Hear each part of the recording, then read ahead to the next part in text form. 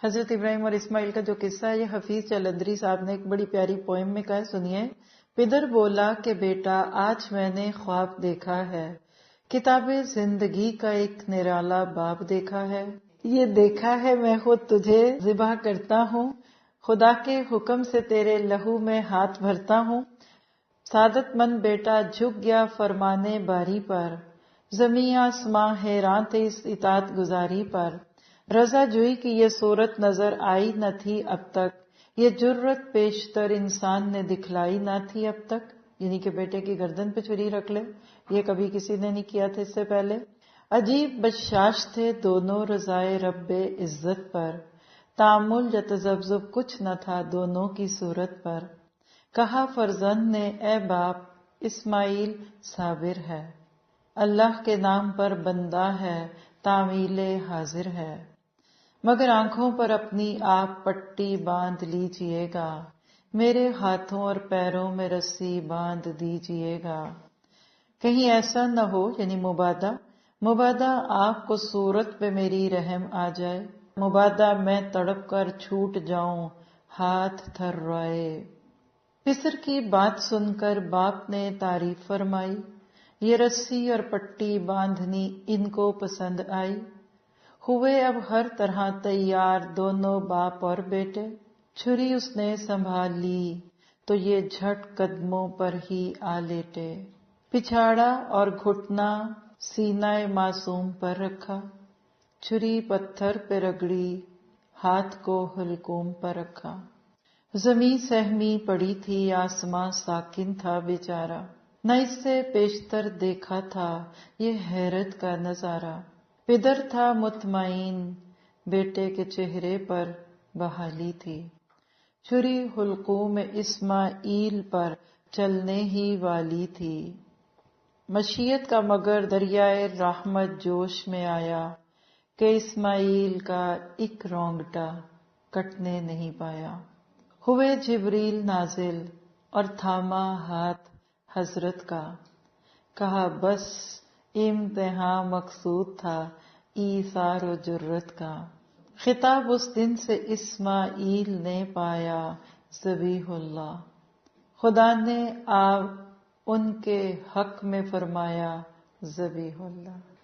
اللہ اکبر، اللہ آپ سب کو ایسی اولادیں دے، اور جو اولادیں ہیں ان کو آپ کا فرما بردار بنا دے۔ سکھائے کس نے اسماعیل کو آداب فرزندی، یہ مخلصین کی اولادیں اللہ کے حکم سے ایسی ہوتی ہیں۔ اگر آج آپ کو اپنی اولادوں میں کوئی بگاڑ دکھتا ہے، دکھے گا، بہت ساروں کو دکھے گا، جب باہر آندھی چلتی ہے نا تو گھروں کے اندر روشن دانوں سے کھڑکیوں سے مٹی آتی ہے۔ آج باہر کے افکار ہمارے مسلمانوں کی کھڑکیوں کو تو چھوڑ دیجئے، وہ گھروں کے اندر تک چھریوں سے بھی گھسے ہوئے۔ آج نیت کریں، اپنا کوئی عمل مخلص ہو کر اللہ کے لیے کریں، کسی کام کی نیت کریں، اے اللہ میں یہ کروں گی، تو میرے بچے کو ہدایت دے دے، میری بیٹی کو ہدایت دے، میرے شوہر کو دے دے، مجھے دے دے کو، ہمیں خود بڑی ہدایت کی ضرورت ہے، ہم کسی کو کیا کہیں، کیونکہ اصل بات یہ ہے کہ جب ہم کھوٹے ہوئے نا تو پھر ہماری اولادوں کو اللہ نے اس سے بڑھ کے ہی کھوٹا کر دیا۔ تو بہرحال خوبصورت صورت تھی۔ آگے سورۃ سواد ہے، صافات بھی سواد سے شروع ہوئی اور سواد بھی سواد سے ہے، دونوں کا رب دیکھیے گا۔ سورۃ صافات میں ہم نے حضرت نوح، ابراہیم، موسیٰ، ہارون، الیاس، لوط اور یونس علیہ السلام کا تذکرہ پڑھا۔ اب اگلی سورت میں 3 اور انبیاء، داؤد، سلیمان اور ایوب علیہ السلام کی اوابیت دیکھیں گے۔ یہ اواب تھے، وہ کون ہوتے ہیں یہ اگلی سورت میں آنے والا ہے۔ تو سورۃ سواد 38 نمبر کی سورہ ہے، 88 آیتیں اس میں، کچھ اس کی بھی خوبیاں نوٹ کر لیجئے گا کہ اس میں کیا خاص چیزیں ہیں، اور وہ کیا ہے، 3 نبیوں کے اواب ہونے کا تذکرہ ہے، یعنی وہ کیسے اللہ کے آگے تھے۔ یاد رکھیے کہ مخلص ہونے کے بعد اگلا درجہ اوابیت کا ہوتا ہے۔ چلیے سورۃ سواد کو دیکھیے۔ اس سورت میں قرآن کا بہت ذکر ہے، 4 بڑی بڑی آیتوں میں مختلف اینگل سے قرآن کے 4 مختلف روپ دکھائے جا رہے ہیں۔ داؤد علیہ السلام اور سلیمان یعنی باپ اور بیٹا کی استغفار کا تذکرہ ہے اس میں، اور مرکزی مضمون کیا ہے کہ قرآن سارے جہان کے لیے ایک نصیحت ہے، تم بھی مان جاؤ۔ داؤد، سلیمان اور ایوب علیہ السلام کی طرح محمد صلی اللہ علیہ وسلم بھی نبی اور منذر تھے، لیکن 2 بری عادتیں، اس صورت میں اب آپ یہ دیکھیں گے کفار کی ضد اور تکبر، اس کی وجہ سے وہ مان کے نہ دیے۔ یہ صورت 10 نبوی میں نازل ہوئی، جو بالکل نبی کی زندگی کا وہ دور تھا کہ جس وقت ہر طرف بس آپ کے خلاف خلاف خلاف باتیں۔ قرآن کی دعوت توحید اور آخرت کا مان کر آخری رسول پر ایمان لے آؤ، کفار کی ضد اور تکبر پر تنقید ہے، اور نبی کو ساحر اور کذاب کہا جا رہا ہے۔ آئیے ہم پڑھتے ہیں اور اپنے لیے عمل کی غذا لیتے ہیں۔ بسم اللہ الرحمن الرحیم، رکو نمبر 1 to 14، گستاخ رسول کے لیے وعید۔ صاد والقرآن ذی الذکر، اس نصیحت والے قرآن کی قسم، بلکہ کفار غرور اور مخالفت میں پڑے ہوئے ہیں۔ ہم نے ان سے پہلے بھی بہت سی امتوں کو تباہ کر رکھا ہے، انہوں نے ہر چند چیخو پکار کی، لیکن وہ وقت چھٹکارے کا نہ تھا، اور کفار کو اس بات پر تعجب ہوا کہ انہی میں سے ایک انہیں ڈرانے والا آ گیا اور کہنے لگے یہ تو جادوگر اور جھوٹا ہے، کیا اس نے اتنے سارے معبودوں کا ایک ہی معبود کر دیا؟ واقعی یہ بہت ہی عجیب بات ہے۔ ان کے سردار یہ کہتے ہوئے چلے کہ چلو جی اور اپنے معبودوں پر جمے رہو۔ اس جملے کو بھی نوٹ کیجیے گا، یہ کون سا صبر تھا ان کا؟ سٹبنس، ڈھیٹ پن۔ یقیناً اس بات میں تو کوئی اور ہی غرض ہے، شک کر رہے ہیں نبی پہ، کہتے ہیں اندر کوئی بات تو رہی ہے، ایسے ہی بس ظاہرداری ہے۔ ہم نے تو یہ بات پچھلے دین میں بھی نہیں سنی، کچھ نہیں، یہ تو صرف من گھڑت ہے۔ کیا ہم سب میں سے اسی پر کلام الہی نازل کر گئے؟ آپ ذرا نبی کی محبت کو دل میں محسوس کر کے جملے سنیں نا، آپ رو پڑیں گے۔ یہ آپ کے میرے نبی کے لیے مکہ کے سردار کہہ رہے ہیں۔ اتنے الزام، یہ تو اندر سے کچھ اور ہیں جی، آپ کو کیا بتائیں، یہ دیندار ایسے ہوتے، یہ فلانے فلانے، یہ باتیں تھی۔ آج بھی لفظ مولوی کے ساتھ جو گالیاں اور جو جوکس ہے نا، وہ اصل میں نبی صلی اللہ علیہ وسلم ہی کے جھٹلانے والوں کی کہلے کنٹینیوشن ہے۔ کیا ہم سب میں سے اسی پر کلام الہی نازل کیا گیا؟ دراصل یہ لوگ میری وحی کی طرف سے شک میں ہیں، بلکہ صحیح یہ ہے کہ انہوں نے اب تک میرا عذاب چکھا ہی نہیں۔ یا کیا ان کے پاس تیرے زبردست فیاض رب کی رحمت کے خزانے ہیں؟ یا کیا آسمان و زمین میں اور ان کے درمیان کی ہر چیز کی بادشاہت انہی کی ہے؟ تو پھر یہ رسیاں تان کر چڑھ جائیں۔ یہ بھی بڑے بڑے لشکروں میں سے شکست پایا ہوا چھوٹا سا لشکر ہے۔ ان سے پہلے بھی قوم نوح اور عاد اور میخوں والے فرعون نے جھٹلایا تھا، اور سمود نے اور قوم لوط نے اور ایکا کے رہنے والوں نے بھی، یہی بڑے لشکر تھے۔ ان میں سے ایک بھی ایسا نہ تھا جس نے رسولوں کو نہیں جھٹلایا، بس میری سزا ان پر ثابت ہو گئی۔ پچھلے انبیاء کے قصے سنا کر اب نبی کے مخالفین کو اس صورت میں بتایا جا رہا ہے کہ تم بھی وہی کام کر رہے ہو جو پچھلے نبیوں کی قوموں نے کیا، تو لہٰذا تمہارے ساتھ بھی وہی ہوگا جو تم ان کا حال اس قرآن میں پڑھ رہے ہو۔ فیتھ ان ایکشن کیا ہے؟ یعنی ہم نے کیا کرنا ہے؟ ایسے تمام شرکیاں رسم و رواج جو قرآنی تعلیمات کے خلاف ہیں، ان کو اپنی زندگی سے نکال دینا ہے، اور انا اور تکبر میں نہیں پڑنا۔ یاد رکھیے کہ قرآن کا سب سے پہلا اثر جو بندے پہ ہوتا ہے نا، اس کی انا پہ ہوتا ہے۔ جیسے آپ مالٹے کو لے کے نچوڑتے ہیں نا، نچوڑتے ہیں، پھر اس کا جوس نکل کے اینڈ پہ وہ بالکل خالی ہو جاتا ہے۔ قرآن کیوں لوگوں کو اچھا نہیں لگتا کبھی کبھی سمجھنا، پڑھنا، عمل کرنا؟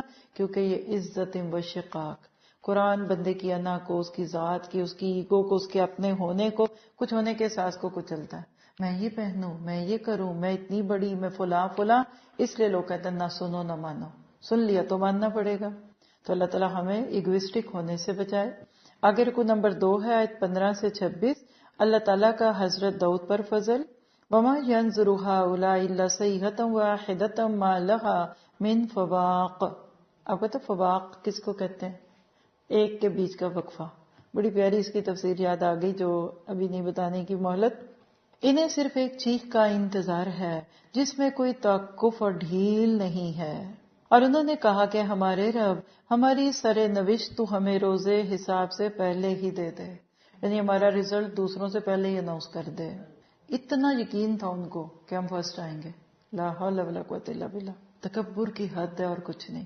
لوگ کہتے ہیں مولویوں کو کیا پتا ہے، یہ بیوقوف، یہ ایسی یہ درد دیتی رہتی ہیں، اٹھ کے آ جاتی ہیں، یہ دیکھا نقاب کرتی ہیں، اور ذرا ان کو دیکھو، یہ ٹون تھی ان کی کہ ان کو کیا پتا، لاؤ لاؤ دکھاؤ ہمارا رزلٹ، دیکھنا ہم نے فرسٹ آنا ہے۔ یعنی اوور کانفیڈنٹ، انا، تکبر بھرا پڑا اس پوری صورت میں مکہ والوں کا۔ آپ ان کی باتوں پر صبر کریں اور ہمارے بندے داؤد کو یاد کریں جو بڑی قوت والا تھا، یقیناً وہ بہت رجوع کرنے والا تھا. انہو اواب، یہاں آگے نوٹ کر لیجیے گا. ہم نے پہاڑوں کو اس کے تابع کر رکھا تھا کہ اس کے ساتھ شام کو اور صبح کو تسبیح خوانی کرے. یہاں تسبیح کا بہت ذکر ہے، آپ بھی کر لیں. سبحان اللہ وبحمدہ عدد خلقہ ورضا نفسہ وزنۃ عرشہ ومداد کلماتہ. اور پرندے بھی جمع ہو کر سب کے سب اس کے زیر فرمان رہتے، اور ہم نے اس کی سلطنت کو مضبوط کر دیا تھا اور اسے حکمت دی تھی اور بات کا فیصلہ کرنا. اور کیا تجھے جھگڑا کرنے والوں کی بھی خبر ملی جبکہ وہ دیوار پھاند کر محراب میں آ گئے؟ جب یہ حضرت داؤد علیہ السلام کے پاس پہنچے بس ان سے ڈر گئے. انہوں نے کہا خوف نہ کیجیے، ہم دو فریق مقدمہ ہیں، ہم میں سے ایک نے دوسرے پر زیادتی کی ہے، بس آپ ہمارے درمیان حق کے ساتھ فیصلہ کر دیجیے اور دیکھیے ناانصافی نہ کیجیے اور ہمیں سیدھی راہ بتا دیجیے.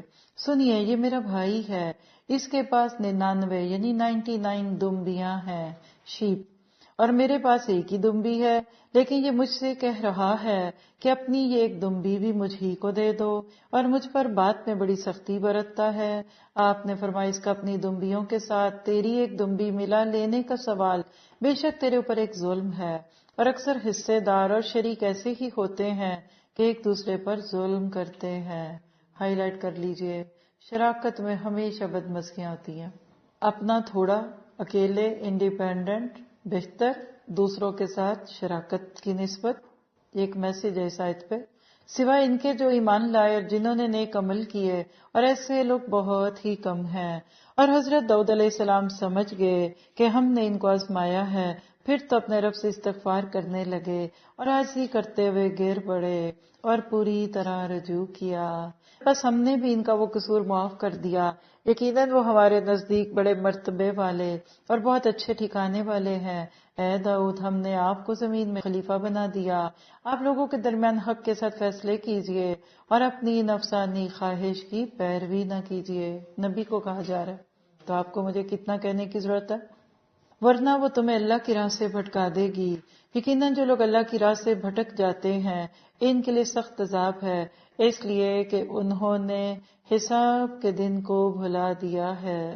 اللہ اکبر. ایمان سے متعلق آیت 24 سوات. ایمان والے نہ کسی پر زیادتی کرتے ہیں اور نہ اپنے اوپر زیادتی ہونے دیتے ہیں. یہ جو لفظ ہے نا اناب، اس کو سمجھیے آیت کے ساتھ. آپ نے کبھی کسی جگہ انٹرنیٹ کنیکٹ کیا ہو، پھر دوبارہ کبھی آپ واپس جائیں تو آپ کا فون یا آپ کا لیپ ٹاپ خود بخود آٹو کنیکٹ پہ چلا جاتا ہے، اور اگر اس کو کنیکشن نہ ملے تو وہ کیا کرتا ہے، گھومتا ہے. اسی کو سمجھیے. اب وابیت کیا ہے؟ بندہ مومن کا دل اللہ کے ساتھ کنیکٹ ہونے کو یوں ڈھونڈتا رہتا ہے ہر وقت ہر وقت. جیسے ایک ماں کا اپنے دودھ پیتے بچے میں دھیان ہوتا ہے نا، سو بھی رہا تو جا کے دیکھ رہی ہے کہ سویا کیوں ہے. دھیان جس چیز میں پڑے یہ اوابیت ہے، معرفت کے اگلا درجہ ہے. اصل میں ہم ابھی پہلی سیڑھی سے ہی نہیں آگے گئے، آگے کہاں جائیں. پھر آپ دیکھیے کہ جو لفظ تھا اسبرو آیت 70 میں، جہاں میں نے آپ کو ہینٹ دیا کہ رکیے گا، بات تو صبر کی ہے لیکن اصل میں وہاں ان کا سٹبنس تھا. اپنے بتوں پہ جمے رہو، یعنی اپنے غلط طور طریقے نہ چھوڑو. اس کے برعکس انبیاء کرام کا معاملہ کیا تھا کہ وہ اللہ کے لیے صبر کرتے تھے، اور انسان کی اذیتوں پر صبر صرف وہی کر سکتا ہے جو انسان کے معاملے کو اللہ پر چھوڑ دے. آپ کے ساتھ کوئی زیادتی کرے، آپ اس سے لڑ بڑ لیں گی، اور آپ اگر کہہ دینا کہ میں نے اپنا معاملہ اللہ پہ ڈال دیا تو آپ کو صبر آ جائے گا. یہ ہے خوش رہنے کا راستہ. پھر حضرت داؤد کی حکمت کی بہت بات ہو رہی ہے اس صورت میں. تو حکمت کیا ہے؟ بر وقت صحیح فیصلہ کرنا. آپ کے میرے عمل کا نقطہ کہ فیصلے کرنے میں اتنا وقت نہیں لگانا کہ وہ فیصلہ انویلڈ ہو جائے. اپنی خواہشات کی بجائے اللہ کے حکم کی پیروی کرنی ہے، حق اور عدل کے ساتھ فیصلے کرنے ہیں. اب آگے باپ کے بعد بیٹے کا ذکر. رکوع نمبر 3 27 سے 40. حضرت سلیمان کی آزمائش. وما خلقنا السماء والارض وما بینہما باطلا. اور ہم نے آسمان و زمین اور ان کے درمیان کی چیزوں کو ناحق پیدا نہیں کیا. یہ گمان تو کفار کا ہے. اس کو لکھ لیں ایٹ ڈرنک بی میری کانسیپٹ. اور وہی بات ہے رام کی لیلا، یہ دنیا موج مستی کھیل تماشا. اللہ کہتے ہیں یہ کفار کا نظریہ ہے، یہ مسلمانوں کا نظریہ نہیں ہو سکتا. سو کفار کے لیے خرابی ہے آگ کی کیا ہم ان لوگوں کو جو ایمان لائے اور نیک عمل کیے ان کے برابر کر دیں گے جو ہمیشہ زمین میں فساد مچاتے رہے، یا پرہیزگاروں کو بدکاروں جیسا کر دیں گے؟ جواب دیجیے، کبھی بھی ایسا نہیں ہوگا. کام کرنے والے نہ کرنے والے برابر تو نہیں ہوتے. یہ بابرکت کتاب ہے جسے ہم نے آپ کی طرف اس لیے نازل فرمایا کہ لوگ اس کی آیتوں پر غور و فکر کریں اور عقل مند اس سے نصیحت حاصل کریں. آپ لوگوں کی بات ہے. اللہ ہمیں اس کتاب سے نصیحت لینے والا بنا دے. دعا کیا کریں کہ اللہ ہمیں اس کتاب سے ہی نصیحت دے دے، کہیں تیرے عذابوں سے ہمیں نصیحت نہ لینی پڑے. اور ہم نے داؤد علیہ السلام کو سلیمان نامی بیٹا عطا فرمایا جو بڑا اچھا بندہ تھا اور بے حد رجوع کرنے والا تھا. اور جب ان کے سامنے شام کے وقت تیز روخ سے یعنی بہت تیز رو گھوڑے پیش کیے گئے تو کہنے لگے کہ میں نے اپنے پروردگار کی یاد پر ان گھوڑوں کی محبت کو ترجیح دی، یہاں تک کہ آفتاب چھپ گیا. ان گھوڑوں کو دوبارہ میرے سامنے لاؤ. پھر تو پنڈلیوں اور گردنوں پر ہاتھ پھیرنا شروع کر دیا. اور ہم نے سلیمان علیہ السلام کی آزمائش کی اور ان کے تخت پر ایک جسم ڈال دیا. پھر اس نے رجوع کیا اور کہا، میرے رب مجھے بخش دے. یہ ہوتے ہیں اواب، یہ ہوتے ہیں مخلص. اور مجھے ایسا ملک عطا فرما جو میرے سوا کسی شخص کے لائق نہ ہو، تو بڑا ہی دینے والا ہے. بس ہم نے ہوا کو ان کے ماتحت کر دیا، وہ آپ کے حکم سے جہاں آپ چاہتے نرمی سے پہنچا دیا کرتی تھی. اب یہ آنے والے دور میں ہوگا، کھلے جہاز بنیں گے. ابھی تو جہاز میں گھبراہٹ ہو، فوبیا ہو، آپ کھڑکی نہیں کھول سکتے نا. یہ حضرت سلیمان کی ترقی دکھا رہی ہے کہ ایک طرح کا بندہ کھلے جہازوں میں سفر کرے گا. اب پتہ نہیں اب کب ہوگا، ہم تو نہیں ہوں گے اس وقت شاید. اور طاقتور جنات کو بھی ان کے ماتحت کر دیا، ہر عمارت بنانے والے کو اور غوطہ خور کو، اور دوسرے جنات کو بھی جو زنجیروں میں جکڑے رہتے ہیں. یہ ہے ہمارا عطیہ، اب تو احسان کر یا روک رکھ، کچھ حساب نہیں. کیا خوش قسمت ہے حضرت سلیمان. 1 کروڑ کا بھی جوڑا پہن لیں گے حساب نہیں ہوگا. 10 کروڑ کی بھی گاڑی لے لے تو ان کا حساب نہیں ہونا. 50 کنال کے گھر میں بھی رہیں گے، کوئی حساب نہیں. کیا مزے تھے حضرت سلیمان کے. اور یہ صرف ان کے لیے. ابھی آگے آنے والا ہے کہ ہم میں سے کون ہے جن کو بے حساب ملے گا. یہ صرف زمر میں آئے گا، اس لیے زیادہ جیلس نہ فیل کریں. ان کے لیے ہمارے پاس بڑا تقرب ہے اور بہت اچھا ٹھکانہ ہے. کیا ہر پارے کے ساتھ آپ کے دل پر کوئی خاص فیلنگ نہیں آتی؟ اس پورے پارے میں میرے دل پہ اوس پڑ رہی ہے واللہ. پہلے مخلصین، اب اواب. یہ زندگی کا اسینس ہے، یہ لطف ہے، یہ لذت ہے. اس کو لیجئے. یہ ٹرنکلٹی ہے، یہ پیس ہے. نرم گدے میں نہیں مزہ. میموری فوم نہیں آپ کی کمر ٹھیک کرے گا. آپ 2000 کا جوتا پہن لے، اس سے آپ کی چال ٹھیک نہیں ہوگی. اوابیت، مخلصیت. اب باقی دن زندگی کی اس کو ٹرائی کر لیں. یہ بھی ایک برانڈ ہے، لکھ لیں. اخلاص ایک برانڈ ہے، اواب ہونا ایک برانڈ ہے. اور یہ سب کو نہیں ملتا، یہ ایک خاص ایلیٹ کے لیے. خالی افورڈ نہیں کر سکتا کیونکہ اس کے پیچھے قربانی ہے، اس کے پیچھے ہجرتیں ہیں، اس کے پیچھے رضیت باللہ ربنا ہے، اس کے پیچھے اپنا سب کچھ تن من دھن اللہ کے آگے ڈالنا ہے. اور اللہ ہمیں اس قابل کر دے، کوئی ایک کونا ہی ہمیں دے دے اللہ اس کا. ایمان سے متعلق آیت دیکھیے 28 سوال. مومن اپنی طبیعت سے پہچانا جاتا ہے. اس کی طبیعت شر والی نہیں، خیر والی ہوتی ہے. مومن ہر چیز میں اللہ کی شان دیکھتا ہے، غیر مومن ہر چیز میں اپنی شان. کیسے؟ ابھی ہم نے قصہ پڑھا نا حضرت سلیمان کا. جب اللہ کی نعمتیں دیکھ کر ایک دم ان کو لگا کہ میں تو اس میں انوالو ہو جاؤں گا تو فوراً تصویر کرنے لگے. اب آپ اس میں اپنی شان کہاں دیکھتے ہیں؟ آپ اپنی ٹیسلا گاڑی میں کس کی شان دیکھتے ہیں؟ لینڈ کروزر میں کس کی شان ہے؟ اور فلاں فلاں جوتے پہن کے پرس پکڑ کر آپ کس کی شان دیکھتے ہیں؟ اپنی. مومن کہتا ہے اللہ کی شان. نعمت مل بھی جائے کہتا ہے اللہ تیری نعمت ہے، کیا دے دیا تو نے مجھے، سب کچھ تو نے مجھے ہی دینا. ہر نعمت آپ کو رب کے قریب جوڑتی.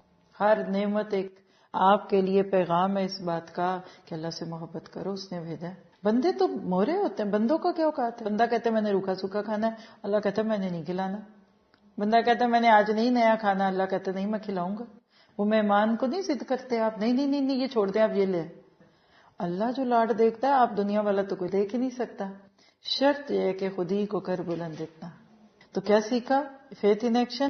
آزمائش مومن کو اللہ کے قریب کرتی ہے. صبر و استقامت سے کام لینا ہے، اللہ کی یاد سے غافل نہیں ہونا، اللہ کی دی ہوئی قوت اور طاقت کا ناجائز استعمال نہیں کرنا. اصل یہ بات ہے، ڈونٹ فلانٹ. نعمتیں لیں، کھائیں، پیئیں، لیکن اس کا شو نہ مارے. جلاتے ہیں آپ کے سر مجھے خبر سنا رہے تھے، میں نام تو نہیں لے سکتی لیکن بڑی مشہور شخصیت ہے، تو اس پہ ایک عورت نے سو کی اور کتنے $1,000,000 وہ جیت گئی ہے مقدمہ. اب وہ معروف شخصیت ہے یہاں کی، تو اس کو وہ دینا پڑے گا. تو میں نے کہا ہائے وہ بیچارہ کہاں سے دے گا؟ کہیں گے اس کے ایسٹ 4 بلین ہے، تو اگر وہ کچھ ملین دے بھی دے گا تو کیا فرق پڑتا ہے. اللہ اکبر کبیرہ. یہ صرف زیرو ہے. یہ بلین ملین ٹریلین شریلین اس کو ایک ہی ٹرم میں رکھ لیں تو 100 بھی کافی ہے اگر اس میں برکت ہے. 1000 لے لیں، لاکھ لے لیں، یہ صرف زیرو لگتے ہیں جس سے ہماری حوث نہیں بھرتی. قرآن کا ایک لفظ نہیں پڑھنا آتا، صحیح نہیں پڑھ سکتے، نہ حق ادا کرتے ہیں، پیسے کمانے کا شوق ہے ہمیں، تو پیسہ ہمارے کسی کام آنا ہے. اور 4 پیسے لگ جائیں کسی چیز پہ، کوئی کتاب لینی پڑ جائے کہتے ہیں پیسے نہیں ہیں، کوئی ذرا سا کوئی فیس رکھے، کوئی کہتا ہے اچھا فیس ہے، نہیں پھر چھوڑ دے، پھر نہیں ہم سے ہوگا. ابابیت کہاں سے ہم پہ آئے گی؟ آئیے ایک اور ابواب کو، 3 ابواب ہیں اس پارے کے، 2 پڑھ چکے ہیں، اب تیسرا آنے والا ہے. تو آئیے ذرا ایک اور ہستی کو پڑھتے ہیں. رکوع نمبر 4 41 سے 64. صبر ایوب، حضرت ایوب کا صبر. وَاذْكُرْ عَبْدَنَا أَيُّوبَ إِذْ نَادَىٰ رَبَّهُ أَنِّي مَسَّنِيَ الشَّيْطَانُ بِنُصْبٍ وَعَذَابٍ. اور ہمارے بندے، لفظ ہمارے پہ نوٹ کریے گا. یہ ہمارے کون ہوتے ہیں؟ اواب اور مخلص، اپنے ہوتے ہیں. یہ اللہ کے بندے، یہ عباد الرحمان بھی اوابی ہوتے ہیں. اور ہمارے بندے ایوب کا بھی ذکر کر، جبکہ اس نے اپنے رب کو پکارا کہ مجھے شیطان نے رنج اور دکھ پہنچایا ہے. ہم کیا کہتے ہیں؟ اللہ نے پہنچایا ہے. انبیاء کا ادب تو دیکھیے، اللہ نے کیا کہا؟ اپنا پاؤں مارو، یہ نہانے کا پانی اور پینے کا پانی ہے. ریمیڈی دے دی، یہ پورا ایک ہاسپٹل کھل گیا. وہ کہتے ہیں ایلوپیتھی علاج، ہومیوپیتھی علاج، حکمت کا علاج. اللہ نے دیکھیے کیا علاج دیا. آج پوری ایک میڈیکل کی شاخ ہے پانی سے علاج. آپ جا کر دیکھیں چائنا اور جاپان کی سائٹ پہ پانی سے علاج کرتے ہیں. ہم نے اسے اس کا پورا کنبہ عطا فرمایا، بلکہ اتنا ہی اور بھی اس کے ساتھ اپنی خاص رحمت سے. اور عقل مندوں کے لیے نصیحت ہے. سب واپس کر دیا. اور یہ انبیاء کے قصے آپ کو کیا سنا رہے ہیں؟ سارا کچھ اللہ نے واپس دے دیا. جو لیا تھا نا اس سے بڑھا کے بھی، بیوی بچے بھی، جوانی بھی آ گئی، مال سونے کی ٹڈیاں برسی تھیں. ان پہ بخاری کی روایت ہے. جسم گلا ہوا تھا، چڑیا کا بوٹ بن چکے تھے. کدو کی بیل اللہ نے اگا دی، اس کے نیچے کوئی ان کی بینڈیج ہوئی، اور جب ٹھیک ٹھاک ہو گئے پھر بیوی بھی نہیں، جوان ہو گئے، بچے بھی آ گئے، اللہ نے اور دے دیے، گھر دولت دے دی، کیونکہ اللہ کے یہ اواب تھے، مخلص تھے. اللہ زندگی میں کبھی کبھی کچھ مشکلیں ڈال کر آپ کو مخلص بنا دیتا ہے. اللہ ہمیں اگر کسی مشکل میں کبھی ڈالے تو یاد بھی نہ رکھے کبھی کہ وہ مشکل آئی بھی تھی. اب ایک قسم کھا چکے تھے، اس کا علاج دیکھیے. اور اپنے ہاتھ میں تنکوں کا ایک مٹھا مین جھاڑو لے کر مار دے، اور قسم کے خلاف نہ کر. سچ تو یہ ہے کہ ہم نے اسے بڑا صابر بندہ پایا، اور وہ بڑا نیک بندہ تھا اور بڑی ہی رغبت رکھنے والا. ہمارے بندوں ابراہیم، اسحاق اور یعقوب علیہ السلام کا بھی تو اللہ سے ذکر کرو. لگ نہیں رہا کہ اللہ تعالیٰ کہتے ہیں ان کو نہ بھولنا، وہ بھی میرے تھے. دیکھیے اپنے جو ہوتے ہیں نا جن سے پیار ہے ان کے زبان پہ قصے ہیں. کئی بچے نہیں چڑھتے، اماں فلاں بچے کا بڑا ذکر کرتی ہیں. اور سبلنگ جیلسی سب نے دیکھی بھی ہے. دوسرے بچے کے آنے پہ پہلا بچہ چڑچڑا کیوں ہوتا ہے؟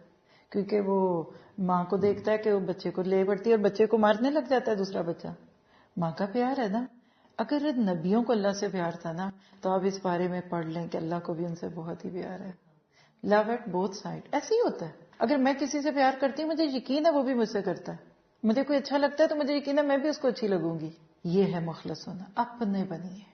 ایک دفعہ بنے. آپ کس روزی روٹی کے چکروں میں پڑے ہیں، پیسے کا غم ہے نا جو آپ کو اپنا نہیں بننے دے رہا. بن کے دیکھیے جو دعائیں اور جو پیار جو محبت آپ کو ملتا ہے وہ تو خیر مما یجمعون ہے. لیکن شیطان ساری زندگی 999 کے چکر میں رکھتا. پہلی سیڑھی سے پاؤں نہیں اٹھائیں گے تو اگلی پہ کیسے چڑھیں گے؟ ہم پچھلا نہیں اٹھاتے، کہتے ہیں آگے سے آگے چڑھ جائیں، پھر ہوتے ہیں ہمارے ساتھ ڈسکریمنیشن ہوتی ہے. نہیں. آئیے ذرا اللہ کی محبت دیکھیے اور ساتھ دیکھیے جو بڑی اہم بات ہے، کن کا ذکر کرو؟ جو ہاتھوں اور آنکھوں والے تھے.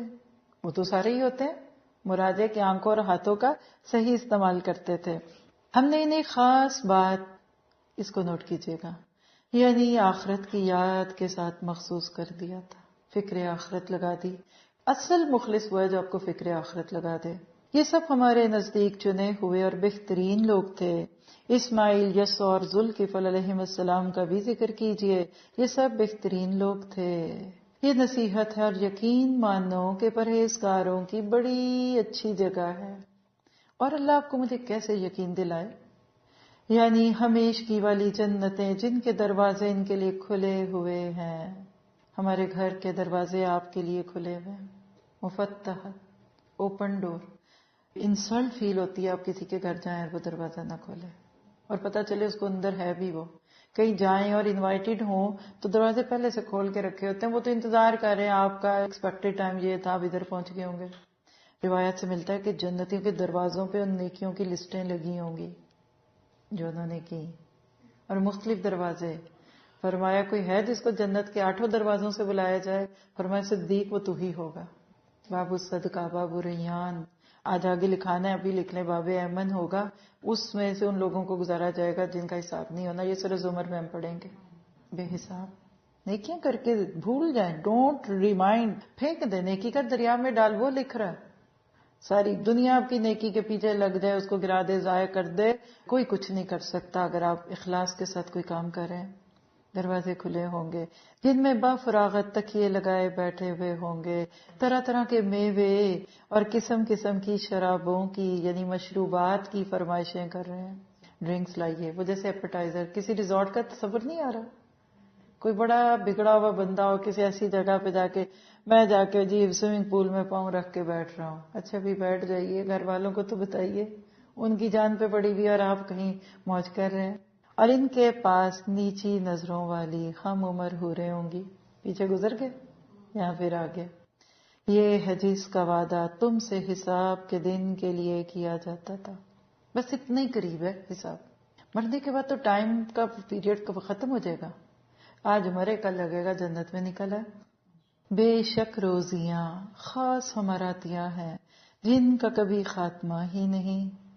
یہ تو ہوئی جزا، یاد رکھو کہ سرکشوں کے لیے بڑی بری جگہ ہے، دوزخ ہے جس میں وہ جائیں گے، آہ کیا ہی برا بچھونا ہے۔ یہ ہے پس اسے چکھیں، گرم پانی اور پیپ، اس کے علاوہ اور طرح طرح کے عذاب۔ یہ قوم ہے جو تمہارے استاق میں جانے والی ہے، انہیں خوشی اور کشادگی نہ ہو، بد دعائیہ کلمات ہیں۔ یہی تو جہنم میں جانے والے ہیں، وہ کہیں گے بلکہ تم ہی ہو جن کے لیے کوئی خوش آمدید نہیں۔ آپ کو دروازے پہ کھڑا دیکھ کر کوئی کہ no welcome for you, no flowers for you, no hug for you, کتنی بےزتی، کتنی انسلٹ۔ تم ہی نے تو اسے پہلے ہی سے ہمارے سامنے لا رکھا تھا، پس رہنے کی بڑی بری جگہ ہے۔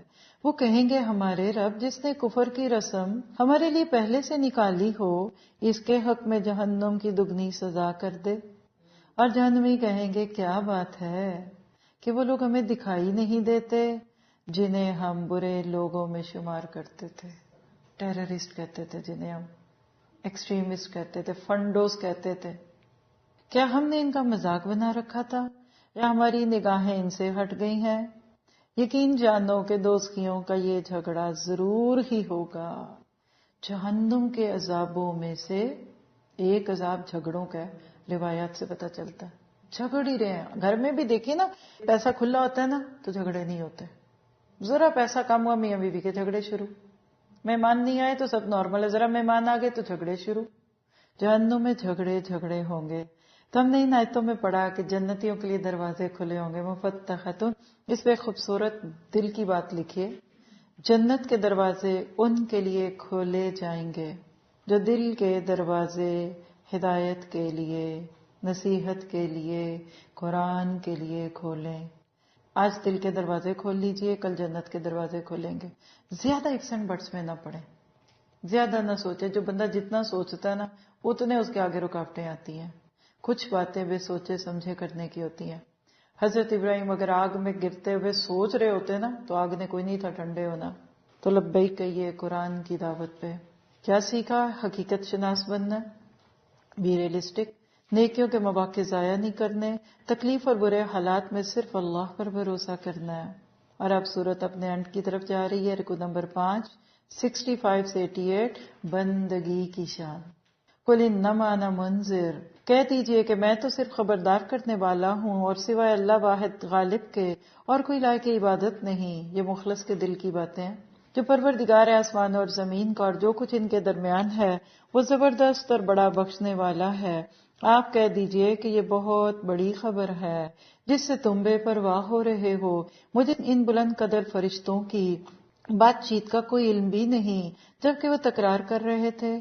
میری طرف وقت یہی وحی کی جاتی ہے کہ میں تو صاف صاف آگاہ کر دینے والا ہوں، جبکہ آپ کے رب نے فرشتوں سے ارشاد فرمایا کہ میں مٹی سے انسان کو پیدا کرنے والا ہوں، بس جب میں اسے ٹھیک ٹھاک کر لوں اور اس میں اپنی روح پھونک دوں تو تم سب اس کے سامنے سجدے میں گر پڑنا۔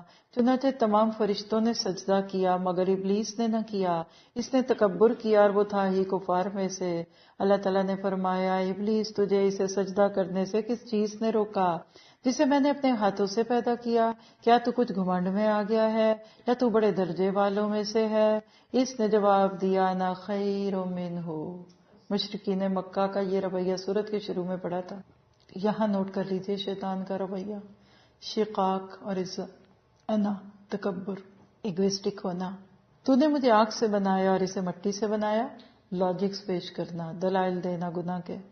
ارشاد ہوا کہ تو یہاں سے نکل جا، تو مردود ہوا اور تجھ پر قیامت کے دن تک میری لعنت اور پھٹکار ہے۔ کہنے لگا، میرے رب مجھے ان لوگوں کے اٹھ کھڑے ہونے کے دن تک مہلت دے۔ اچھی بات مانگ رہے کہ بری؟ بری قبول ہو گئی؟ ہو گئی۔ کیا پتا چلا کہ دعا سوچ کر مانگیے کیا مانگ رہے ہیں۔ اللہ تعالیٰ نے فرمایا، تو مہلت والوں میں سے ہے متعین وقت کے دن تک۔ کہنے لگا، پھر تو تیری عزت کی قسم میں ان سب کو یقیناً بہکا دوں گا۔ دیکھے توحید اس کی، سوائے تیرے ان بندوں کے جو چنے ہوئے اور پسندیدہ ہوں۔ فرمایا، سچ تو یہ ہے کہ میں سچ ہی کہا کرتا ہوں کہ تجھ سے اور تیرے تمام ماننے والوں سے جہنم کو بھر دوں گا۔ کہہ دیجئے کہ میں تم سے اس پر کوئی بدلہ، کوئی اجرت طلب نہیں کرتا اور نہ میں تکلف کرنے والوں میں سے ہوں۔ یہ تمام جہان والوں کے لیے سراسر نصیحت اور عبرت ہے۔ یقیناً تم اس کی حقیقت کو کچھ ہی وقت کے بعد صحیح طور پر جان لو گے۔ کیا پتہ چلا؟ اللہ کے حکموں کو ماننا ہے، خود کو دوسروں سے برتر نہیں سمجھنا۔